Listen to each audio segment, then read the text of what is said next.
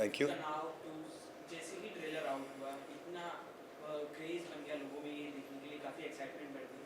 But जो भी series लोग देखते हैं एक एंटरटेनमेंट के लिए देखते हैं और पसंद करने के लिए बनते हैं, तो ये तनाव टू से लोगों को रिलीफ कैसे मिलेगा? ये तनाव जो आपका हेडलाइन, तो उसके बारे में कुछ बताइए। रिलीव मतलब? कैसे मतलब क्या इंटरेस्टिंग होने वाला है, क्या एक्साइटमेंट लोगों में जो है वो बरकरार रहेगी, उसके बारे में कुछ बताइए। I think it's very entertaining show. Entertainment he relieve होता है सबसे ज़्यादा। सो एक कहानी है, उसको हम बता रहे हैं, उसको रियलिज्म तरीके से बता रहे हैं। There is a very smart way of telling, but interestingly अगर आप पूछोगे, ये तनाव शो का नाम है, अब तनाव से रिलीफ दिलवाना मैं कौन सा झंडू मामू।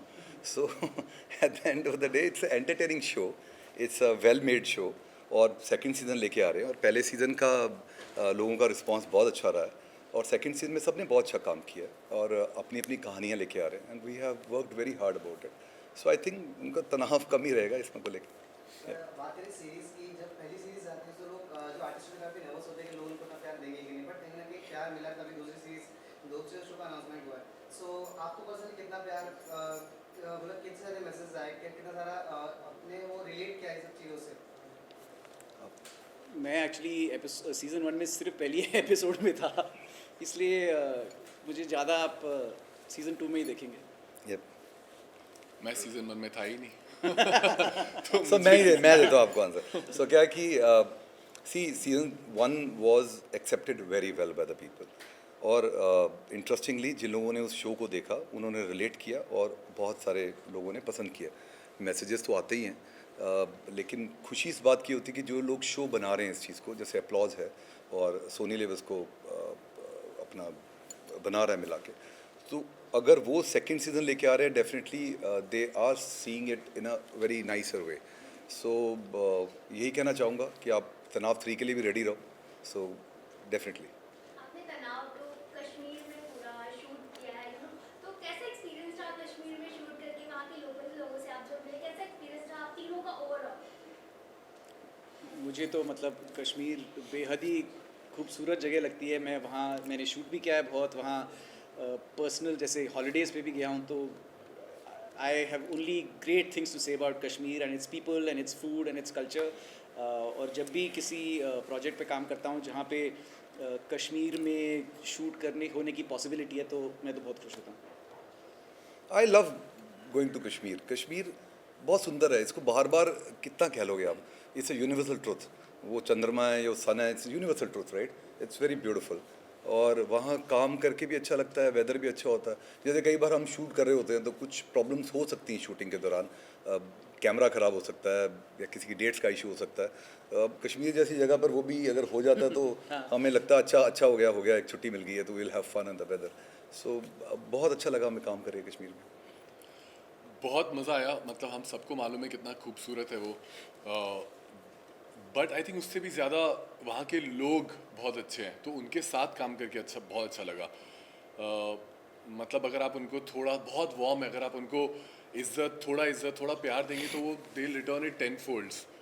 तो वो बहुत अच्छी चीज़ थी। एंड बाकी तो सबको पता ही है कि हेवन ऑन अर्थ है, विच एक्चुअली इज़ ट्रू। हमने तीनों का कैरेक्टर देखा तनाव में, अब तनाव टू, कितना आप लोगों के लिए कितना इम्पोर्टेंट है आप लोगों का कैरेक्टर जो आप पकड़ के रखे हो, तनाव वन तनाव टू, कितना इम्पोर्टेंट है और कितना आकर्षित है आप लोगों के लिए, मैं जानना चाहूँगी। देखिए, ऑफ कोर्स आकर्षित है तभी हम इसको निभा रहे हैं। मेरे हिसाब से इस शो के किरदार बहुत कॉम्प्लेक्स है, उनमें डेप्थ बहुत है, लॉजिकली कनेक्ट करते हैं। अगर कोई नेगेटिव या विलन प्ले कर रहा है, for example Gaurav is playing that, तो उनकी अपनी निजी ज़िंदगी के बहुत सारे पहलू हैं जो बड़े इंटरेस्टिंग हैं। So that is the most interesting part in the show for us. And बहुत कम होता है एक्टर्स को कभी कभी ऐसे कहानी का हिस्सा बनना जो कहानी चार तरह के पहलू दिखा सके।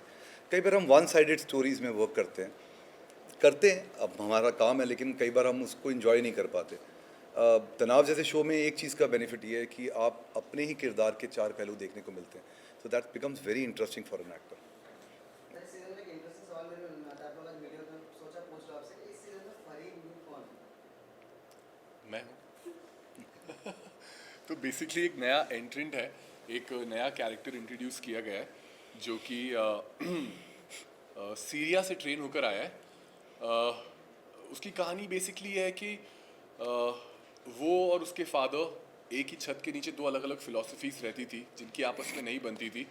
उसके फादर हरकत के एक बहुत ही रिस्पेक्टेड मेंबर ऑफ कश्मीर थे and they didn't get long well, तो वो यूरोप चला गया, 10 साल यूरोप में था। उसके बाद उसके फादर की डेथ हुई है, तो वहाँ से वो सीधा सीरिया गया। वो अपनी फादर की डेथ पे इंडिया नहीं आया और सीरिया से ट्रेन होकर now he is come back to India to take revenge. So that's what freed me, and he is called Al Damish क्योंकि उसने सीरिया में डमिस्कस में ट्रेनिंग ली थी।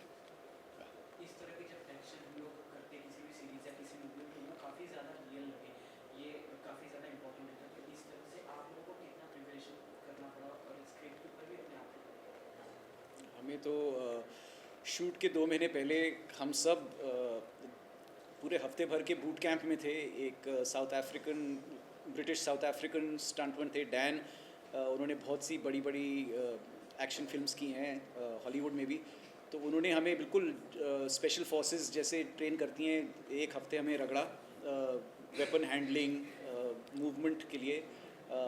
तो होपफुली जो हमने हार्डवर्क किया था वो एंड प्रोडक्ट में आपको नज़र आएगा। बट हाँ, वेपन्स ट्रेनिंग तो बिल्कुल खास कर दी। और ऐसा किया था कि जैसे जो हम ट्रेंड लोग हैं स्टोरी में, उनका वो कैसे गन वेपन हैंडल करते हैं उनको ऐसे दिखाया कि वो ट्रेंड हैं।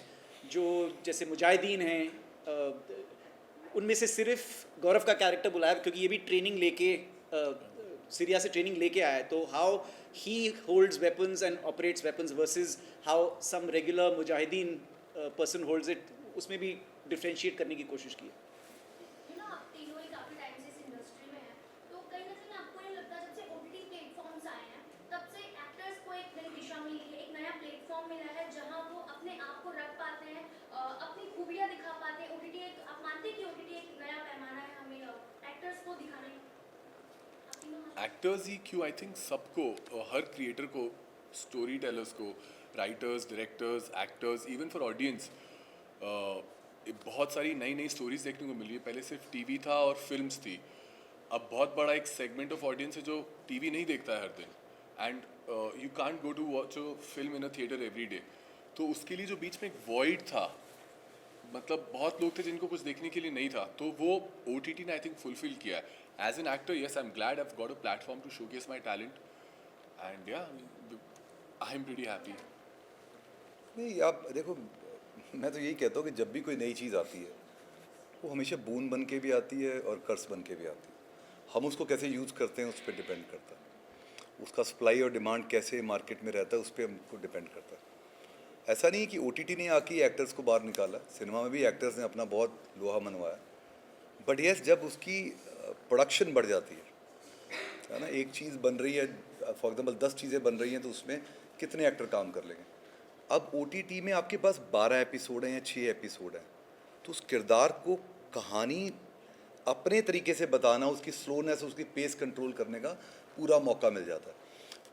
उस OTT में अगर 12 मेजर किरदार है, उन सबको अपना अपना एरिया मिलता है बताने के लिए। So that's why the OTT has become a boon for actors. थोड़ा स्पेस और थोड़ा टाइम उनको ज़्यादा मिलता है, so they can elongate what they want to say. It's like इतना ही फ़र्क है, मेहनत उतनी करनी पड़ती है। जो नहीं अच्छा है तो कभी भी नहीं अच्छा है, जो अच्छा है तो वो नुक्कड़ नाटक कर ले तब भी अच्छा है। मैं बस इसमें ये ऐड करूँगा कि OTT में भी अभी पिछले अगर आप साल भर में देखें तो एक चेंज आ रहा है, क्योंकि जब पहले सिर्फ 10 शो बनते थे साल में, अब 1000 शो बन रहे हैं। सो मतलब उसका भी एक ऐसा हिस्सा है जो यू फील कि it doesn't belong here, you know, it feels like the problems that people used to have with TV, वो इधर फिर से हो रहे हैं। तो आई फील कि OTT जो ये इंडस्ट्री है ये भी अभी थोड़ा स्टेट ऑफ फ्लक्स में है in terms of budgets, in terms of the stories that they want to tell, जो रूरल वर्सेस अर्बन स्क्रिप्ट्स हैं। तो इसमें भी बदलाव आएगा and it should come. And जैसे मानव ने बोला कि सबके लिए काम है, that was the biggest boon कि एक्टर से लेके डायरेक्टर से लेके सिनेमाटोग्राफर से लेके क्रू से लेके लाइटमैन से लेके everyone had work, and I think that was the biggest boon, and which is why I think everyone's very grateful that this happened in India. आप तीनों काफी ज्यादा शांत लग रहे हैं। अगर मैं पूछूं कि बिहाइंड द सीन तनाव 2 में काफी तब भी शांत थे क्योंकि आपकी स्टारकास्ट काफी ज्यादा बड़ी है। कुछ ऐसे मस्ती हुई है वहाँ पर? अब हुई भी है तो बता नहीं सकते। हाँ, वो ऐसी मस्ती नहीं है जो आप ये 200 माइक्स के सामने नहीं, हम नहीं अपनी यादें बताते किसी को। आप लोग छाप दोगे, लोगों को पता चलेगा हम क्या क्या करते हैं। नहीं, अच्छी वाली बताइए। और हमने ये साल भर पहले नहीं, शूट किया था, हमारी तो वो शक्ल सब- लगता है कि अच्छी वाली यादगार होगी। इसीलिए पूछा था, शांत हो आप लोग काफी।